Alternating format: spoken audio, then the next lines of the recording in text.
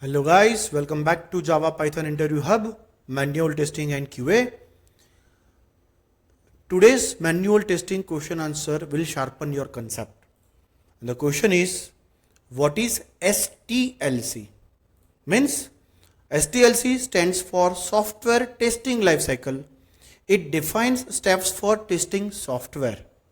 So the phases of STLC is requirement analysis, test planning, test case development, test execution, and then after closure.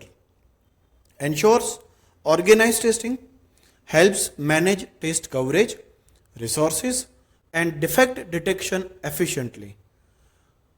Complements SDLC with a testing focused life cycle. So level up your question answer career. Want more? Hit subscribe to Java Python Interview Hub and develop your question answer in manual testing. Thank you very much guys. We'll meet in the next question.